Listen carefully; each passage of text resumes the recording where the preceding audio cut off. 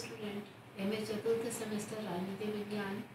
हम चतुर्थ प्रश्न पत्र छत्तीसगढ़ का राजनीतिक इतिहास की इकाई 4 में छत्तीसगढ़ के प्रमुख राजनीतिक चिंतक ठाकुर प्यारेलाल सिंह के बारे में आज पढ़ेंगे। ठाकुर प्यारेलाल सिंह के बारे में हम निम्न पॉइंट के अंतर्गत अध्ययन करेंगे।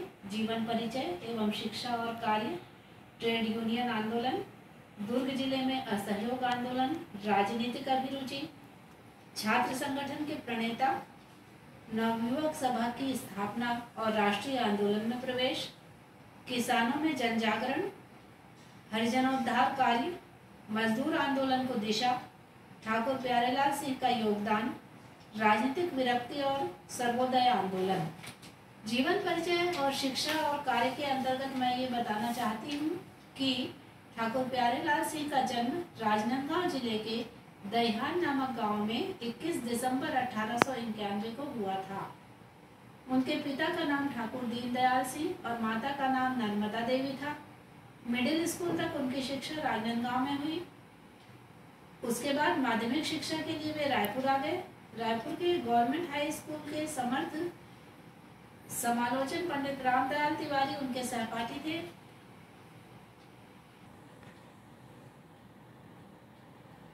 नागपुर के इस्लाम कॉलेज और जबलपुर के कॉलेज से शिक्षा प्राप्त कर बीए की डिग्री इन्होंने प्राप्त की। इलाहाबाद विश्वविद्यालय से सन 1915 में वकालत की परीक्षा पास की।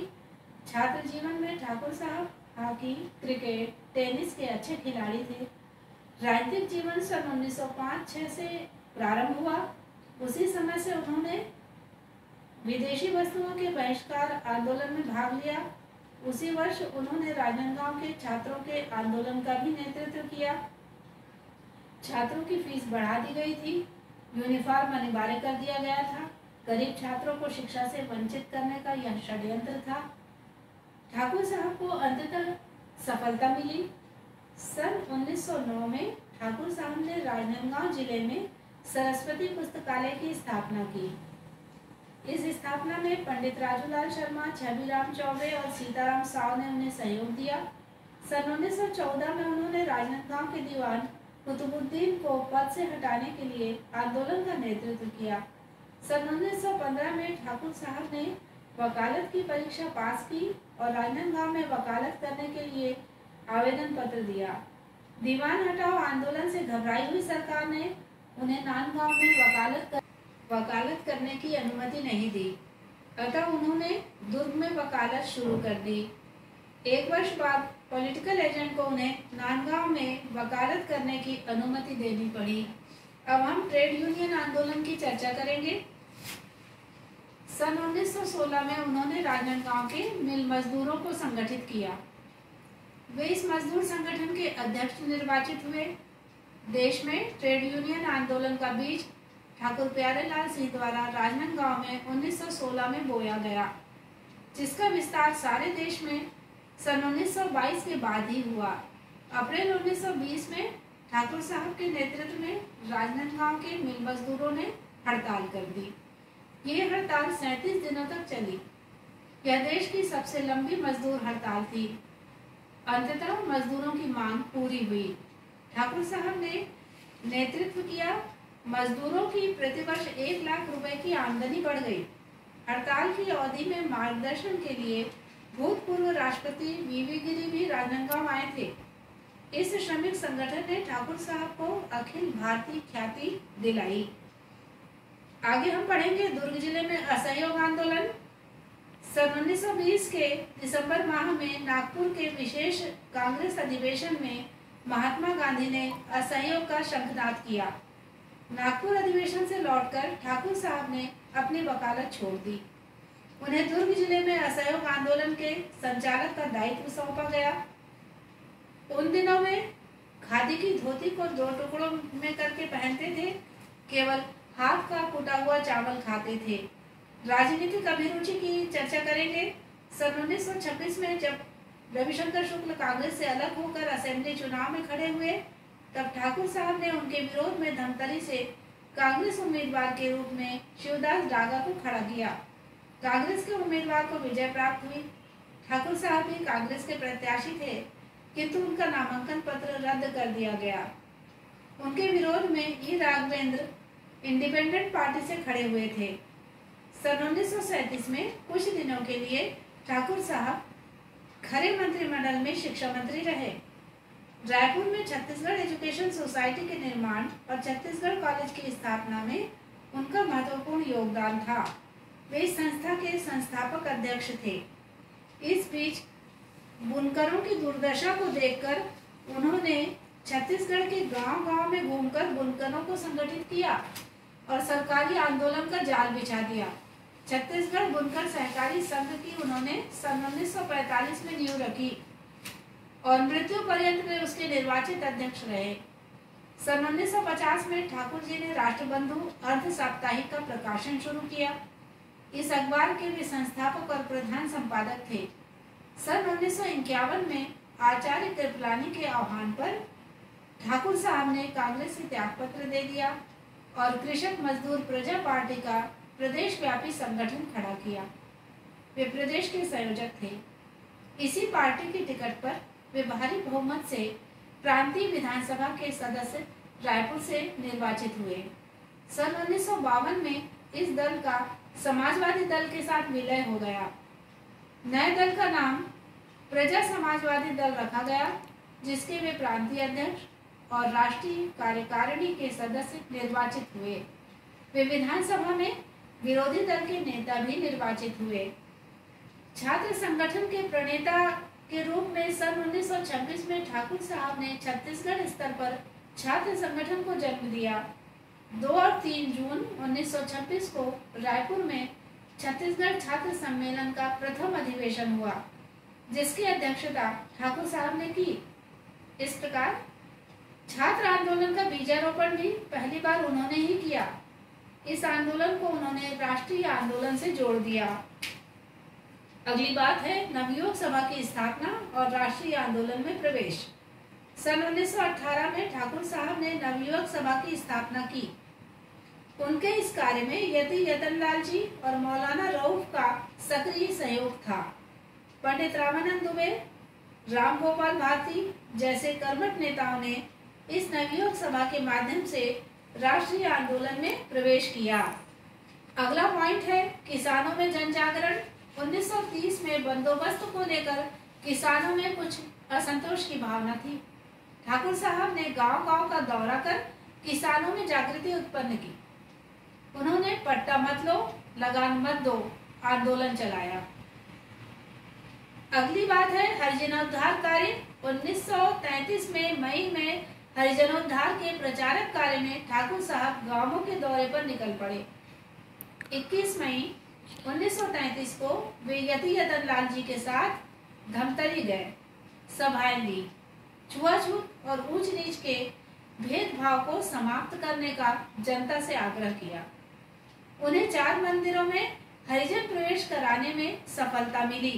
रायपुर नगर के भी कई हरिजन मोहल्लों में सफाई अभियान, हरिजनोद्धार के लिए जन जागरण के कार्यक्रमों का उन्होंने नेतृत्व किया। जोरापारा, मेहतरपारा, भोईपारा, सारथीपारा में कई जगह सभाएं ली। सन 1922 में ठाकुर साहब महाकौशल प्रांतीय कांग्रेस कमेटी के मंत्री निर्वाचित हुए। वे इस पद पर सन 1937 तक रहे। उसी वर्ष नवंबर माह में गांधी जी का छत्तीसगढ़ में हरिजनोद्धार दौरा हुआ। 23 नवंबर को गांधी जी रायपुर आए। ठाकुर साहब गांधी जी के दौरे में साथ रहे। धमतरी में गांधी जी के साथ ठाकुर साहब की यात्रा का विवरण कवि श्री शंकर लाल सेन ने इन शब्दों में व्यक्त किया है। फूल माला के लेखा नये, कौन कहाँ उनला पहनाए, ठाकुर प्यारे लाल महंत जी बापू संग हासे उठियावे। हरिजनोद्धार तथा ग्रामोत्थान के कार्यक्रम को ठाकुर साहब, यति जी आदि नेताओं का गांव में दौरा चलता ही रहा। मजदूर आंदोलन की बात करें तो मजदूर आंदोलन को दिशा सन 1936 में ठाकुर प्यारे लाल सिंह रायपुर से प्रांतीय विधानसभा के सदस्य निर्वाचित हुए। उसी वर्ष नवंबर माह में राजनांदगांव मिल मजदूरों में 10% को छटनी को लेकर फिर असंतोष भड़का। ठाकुर साहब ने हड़ताल की नोटिस दी। इस पर दीवान ने ठाकुर का राजनांदगांव प्रवेश निषिद्ध कर दिया। इसके उत्तर में ठाकुर साहब ने दीवान को लिखा। हड़ताल हुई। ठाकुर साहब ने राजनांदगांव के रेलवे प्लेटफार्म में अड्डा जमाया, मजदूरों के आंदोलन को दिशा दी। ठाकुर साहब सन 1917 से सन 1936 तक राजनांदगांव मिल मजदूर यूनियन के अध्यक्ष रहे। अब हम ठाकुर प्यारेलाल जी के योगदान की चर्चा करेंगे। Council of action in Chhattisgarh states की स्थापना इस उद्देश्य से की गई थी कि ठाकुर प्यारेलाल सिंह इसके अध्यक्ष और सचिव जयनारायण पांडे को बनाया गया। ठाकुर प्यारेलाल सिंह, पंडित रामनारायण मिश्र और अन्य क्षेत्रीय कांग्रेसी नेताओं के सहयोग और सरदार पटेल के कूटनीतिक प्रयासों का परिणाम यह हुआ कि थोड़े समय में ही मतभेद हुए। भूतपूर्व शासकों के एक सम्मेलन में खैरागढ़ के राजा वीरेंद्र बहादुर ने कहा था, विशेष स्थिति में सभी रियासतों का भारतीय संघ में विलय कर दिया जाए। अपनी काउंसिल की ओर से ठाकुर प्यारेलाल ने भी रियासतों के विलय के पक्ष में जनमत तैयार किया। वस्तुतः काउंसिल ऑफ एक्शन की नीतियां कार्यवाहियों से देशी रियासतों को भारतीय संघ में सम्मिलित करने की दिशा में न केवल महत्वपूर्ण सहयोग प्राप्त हुआ, बल्कि इनके प्रयासों से देशी रियासतों में चल रहे आंदोलन को प्रेरणा और गति भी प्राप्त हुई।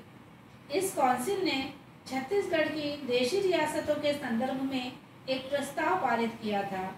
इसी बीच कोरिया, पटना, खैरागढ़ के राजा अपना पक्ष रखने 1 सितंबर 1947 को दिल्ली में सरदार पटेल से मिले, किंतु उन्होंने उनकी मांगों को ठुकरा दिया और कहा कि देशी रियासतों का भविष्य और हित भारतीय संघ में सम्मिलित होने वाले प्रांतों के साथ जुड़ा है।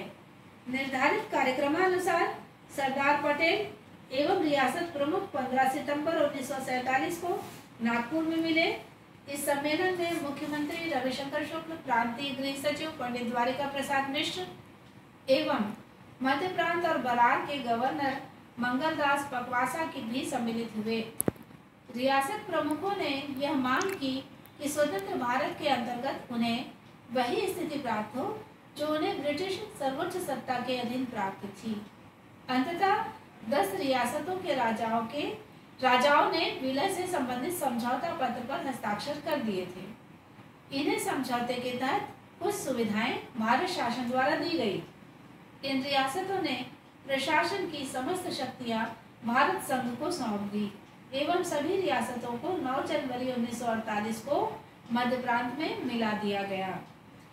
आगे हम इस बात पर चर्चा करेंगे कि राजनीतिक विरक्ति और सर्वोदय आंदोलन में ठाकुर साहब ने क्या किया।